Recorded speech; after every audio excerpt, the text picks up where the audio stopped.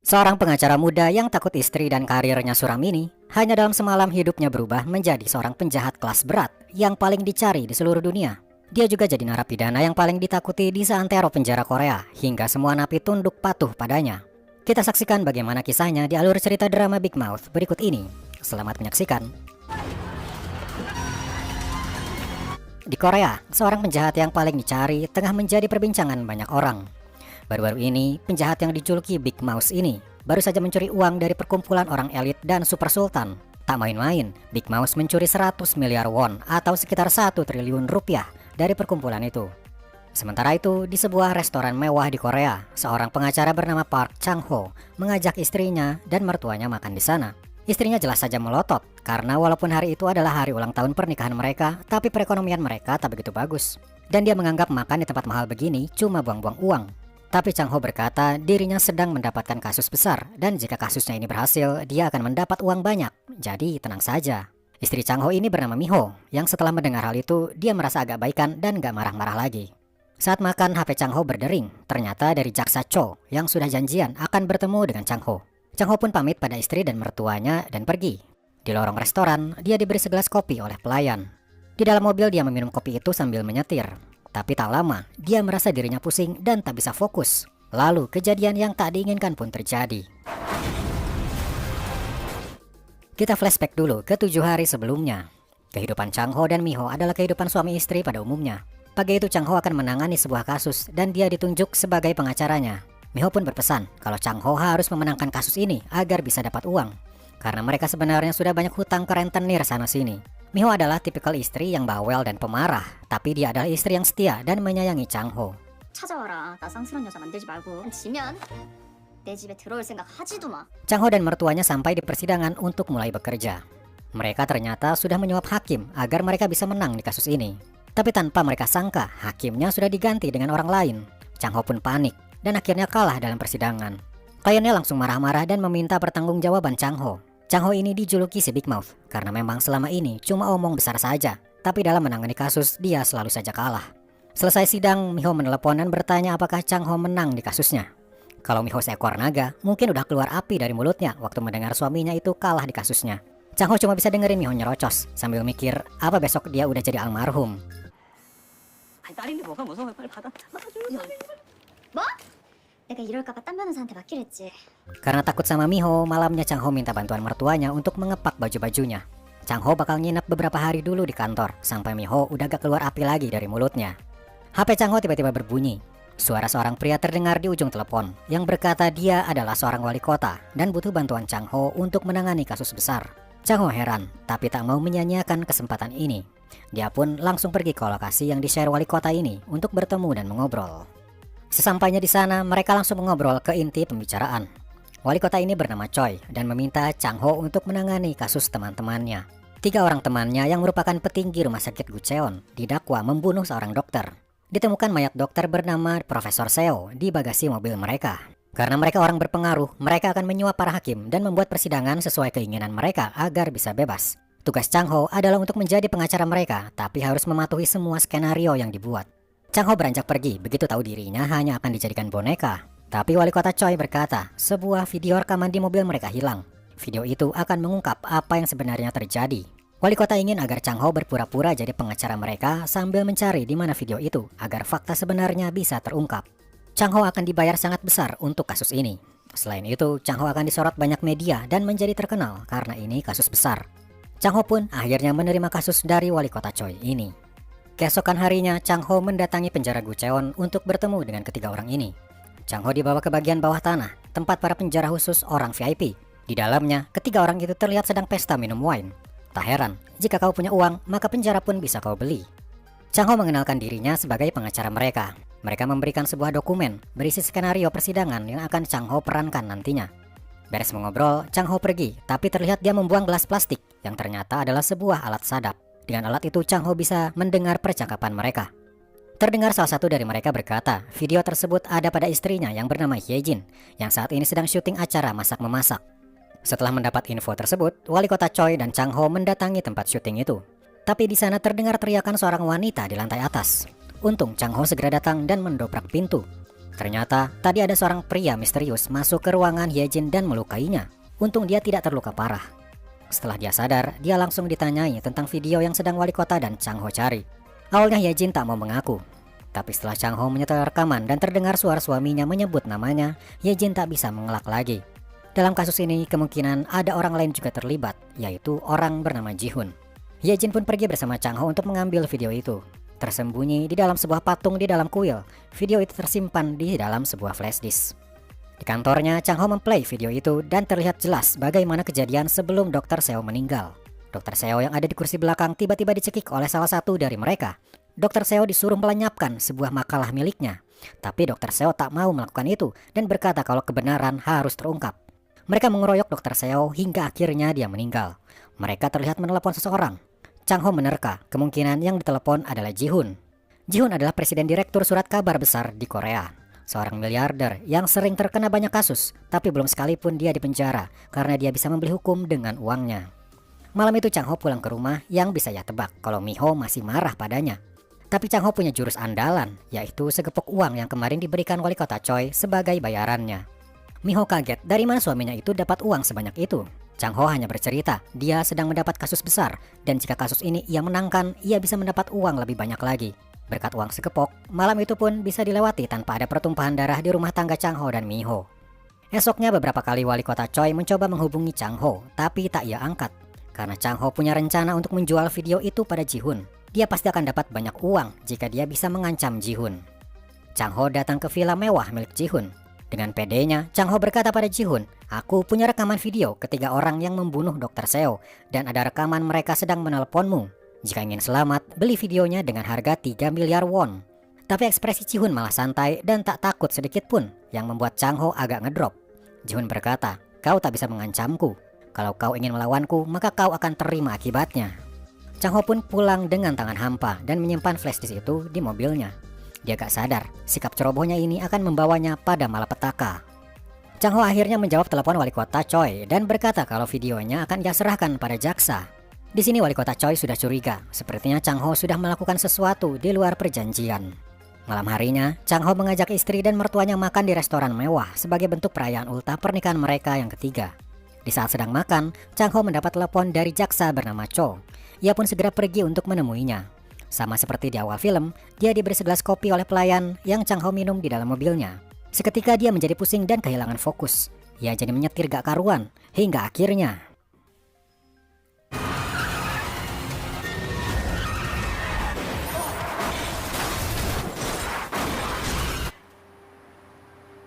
Chang Ho langsung dilarikan ke rumah sakit. Beruntung dia masih hidup dan tidak ada luka parah.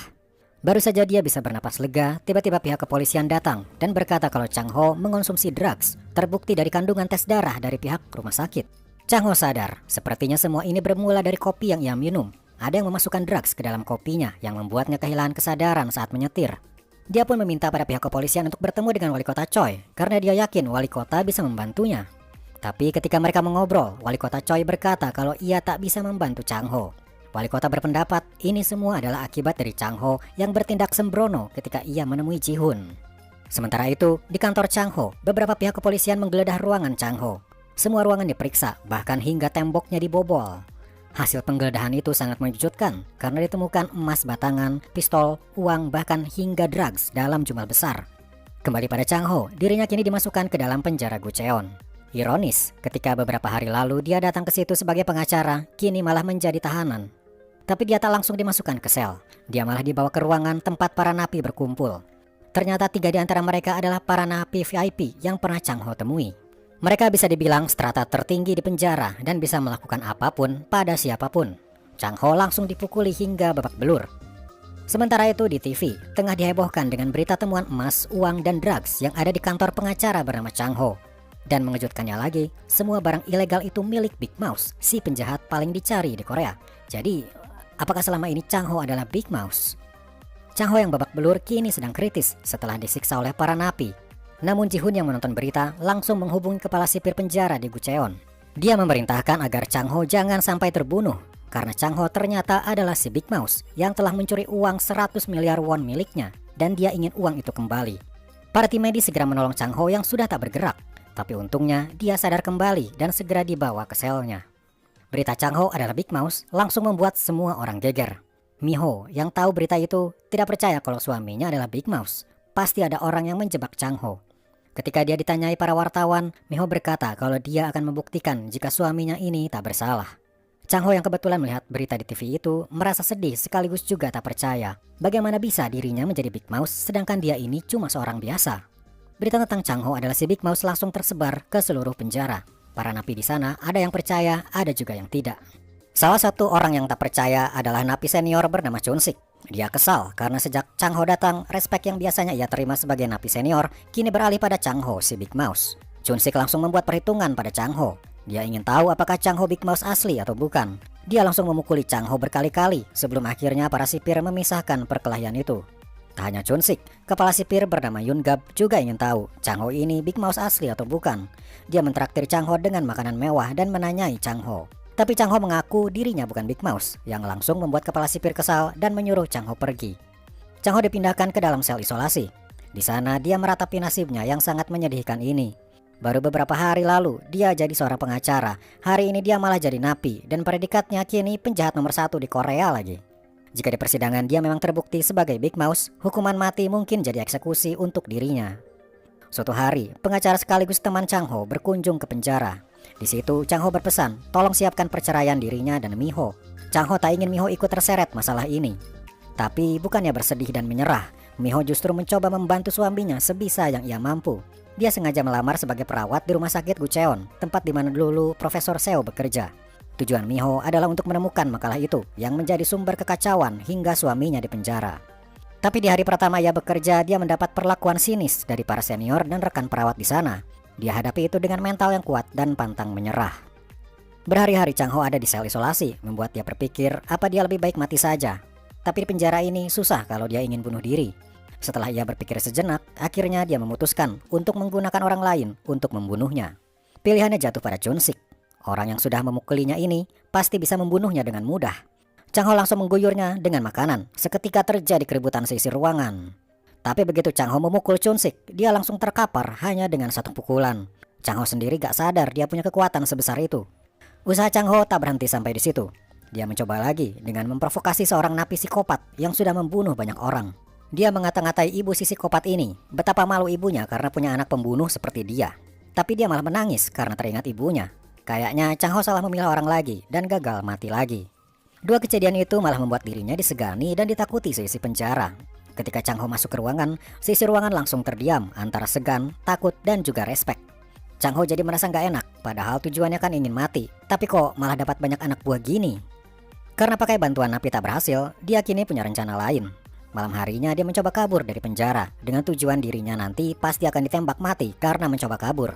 Ketika dia sampai di luar, para sniper sudah bersiap untuk menembak. Jari mereka siap ada di pelatuk senapan. Tapi dari CCTV, si kepala sipir tahu itu adalah Chang Ho dan dia sudah dipesankan oleh Ji-hun agar Chang Ho jangan sampai mati. Ia pun memerintahkan para sniper agar jangan menembak. Chang Ho hanya dipukul hingga pingsan dan dia dimasukkan lagi ke dalam sel isolasi. Lagi-lagi dia gagal untuk mati. Suatu hari, para napi dikumpulkan di dalam aula besar. Di sana mereka dikelompokkan menjadi beberapa kelas. Kelas A adalah kelas paling diuntungkan karena bebas dari pekerjaan berat dan kotor, karena mereka rutin membayar uang suap pada kepala sipir. Lalu tiba-tiba salah satu napi protes dan tak terima dirinya ada di kelas rendahan. Dia langsung dipukuli oleh para sipir. Chang Ho langsung melindungi napi tersebut. Si kepala sipir berkata, "Di sini akulah hukum yang berlaku. Semua yang ada di sini harus sesuai perintahku." Sementara itu, Chang Ho dan beberapa napi di kelas rendah harus membersihkan saluran kotoran di bawah tanah yang bau selama beberapa hari ke depan. Hingga pada suatu hari, ketika para napi berada di lapangan, seorang napi mencurigakan mendekati Chang Ho. Ternyata dia adalah orang suruhan ketiga napi VIP disuruh untuk membunuh Chang Ho. Terjadi pergumulan di antara mereka berdua. Akhirnya para sipir berhasil memukul napi itu, membuat Chang Ho selamat. Setelah kejadian itu, Chang Ho bertemu dengan kepala sipir. Dialah yang menyuruh para sipir waktu itu untuk menyelamatkan Chang Ho dari amukan si napi mencurigakan kemarin. Kepala sipir berkata, "Di sini akulah yang bisa menyelamatkanmu." Dan alasan Chang Ho masih hidup sampai sekarang adalah karena Ji-hun masih yakin kalau Chang Ho adalah Big Mouse. Makanya, jika kamu asli Big Mouse, berikan aku 5% dari 100 miliar yang kamu curi, maka kamu akan selamat. Kalau tidak, mungkin istrimu juga tak akan selamat. Mendengar itu, ekspresi Chang Ho langsung berubah penuh amarah. sambil berkata, "Jangan coba-coba kau menyentuh istriku atau kamu akan terima akibatnya. Aku akan membunuhmu dan juga keluargamu, karena aku adalah Big Mouse." Inilah pertama kalinya Chang Ho mengaku kalau dirinya Big Mouse. Dia melakukan ini karena saking marahnya pada si kepala sipir dan Chang Ho harus mengancam dengan tegas. Tapi status Chang Ho sebagai napi kelas rendah terus berlanjut. Begitu juga dengan pekerjaannya membersihkan saluran kotoran. Mereka juga diberi menu makanan yang tak layak makan, membuat beberapa napi marah. Chang Ho memanfaatkan situasi ini untuk mendapatkan respek mereka. Ia pun ikut marah dan mulai memprovokasi untuk melawan. Mereka membawa ember-ember berisi kotoran pergi keluar. Di luar mereka dihadang para sipir. Chang Ho langsung melempar kotoran pada para sipir, membuat mereka tak berani mendekat. Tak lama kemudian datang kepala sipir. Chang Ho berkata, "Kami ingin makanan layak makan dan tidak dibeda-bedakan." Dia mendekat dan berbisik kepada kepala sipir, "Aku sudah memperingatkanmu, jangan macam-macam denganku atau keluargamu bisa jadi korban." Si kepala sipir diam sejenak lalu berkata, "Biarkan mereka lewat." Seketika para napi bersorak kegirangan. Mereka langsung berbondong-bondong masuk ke kantin untuk makan. Kini Chang Ho berhasil memenangkan respek mereka, yang artinya makin banyak anak buahnya. 3 napi VIP heran, kenapa si kepala sipir bisa kalah dari Chang Ho. Dia berkata, sekarang Chang Ho sudah mengakui dirinya sebagai Big Mouse, dan pengakuan Chang Ho ini akan ia laporkan pada Ji-hun. Ketika Chang Ho makan, seorang sipir berkata kalau Chang Ho mendapat kunjungan. Ternyata yang mengunjungi adalah Mi-ho. Ini adalah pertama kalinya mereka bertemu setelah sekian lama. Mi-ho memeluk Chang Ho yang walaupun dia bau habis dari saluran kotoran, tapi Mi-ho tak peduli. Rasa rindunya sangat besar dan akhirnya mereka bisa bertemu lagi. Setelah bertemu dengan Mi-ho, Chang Ho seperti mendapat semangat baru. Jika dia memang dianggap sebagai Big Mouse, maka mulai hari ini dia akan benar-benar bersikap seperti Big Mouse. Walaupun sudah banyak napi yang respek, tapi dia baru punya 7 anak buah yang setia. Jika ingin berperang, maka Chang Ho perlu lebih banyak anak buah yang loyal padanya. Dia pun menjalankan sebuah rencana. Dia menyebarkan info kalau dia, Big Mouse, akan mengabulkan keinginan 50 orang napi. Berita itu tentu saja langsung menyebar ke seantero penjara. Nama Chang Ho sebagai Big Mouse makin terkenal.